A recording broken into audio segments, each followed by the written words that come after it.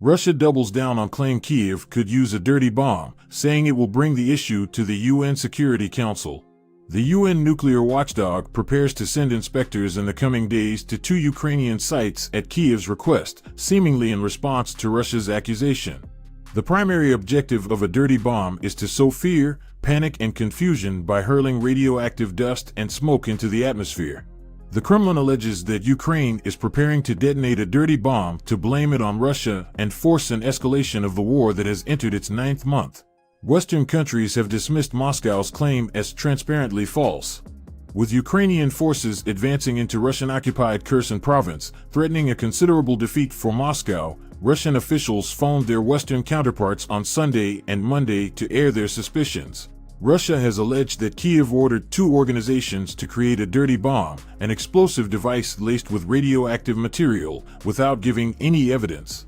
France, the United Kingdom, and the United States said the allegations were transparently false, and Washington warned Russia there would be severe consequences for any use of nuclear weapons. Although no successful dirty bomb attack has ever been recorded, 2 failed attempts to detonate such a device were reported in the southern Russian province of Chechnya more than 20 years ago. Investigators also found nuclear material capable of being used in a dirty bomb in an abandoned factory in Chechnya.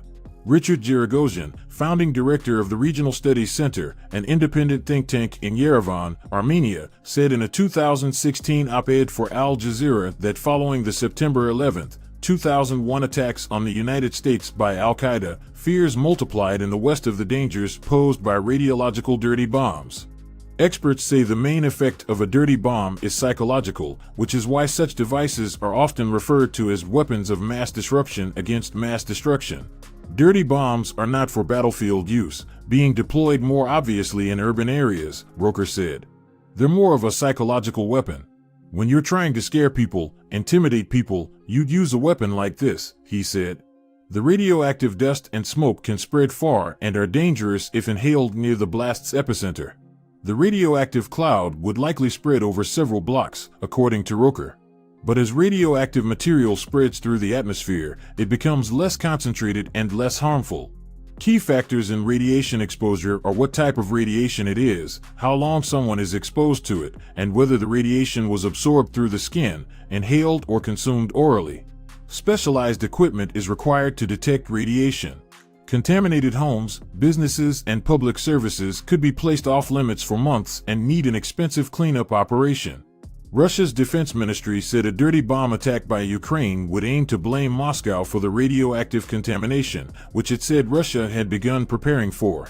This is going to be a very important turning point in this war, as Russia and Ukraine prepare to give it their all to maintain control of Kherson. The dirty bomb threat is not going to be an issue of if the bomb exists or not, but is going to be a test of how biased the West is against Russia, and if they would make a proper investigation on the matter, or use it as an excuse to get fully involved in the war instead of being on the sidelines. Also in other news, it could be a false flag attack by Russia to prevent Ukraine's further advancement into Kherson. We would have to find out in the coming days. What do you think of this new development? Is this an actual threat of a nuclear war and potentially the Third World War, or will the UN be able to nip the bud and stop this madness? Let us know what you think in the comment section. Don't forget to hit the like button, subscribe, and turn on notifications. Thanks for watching.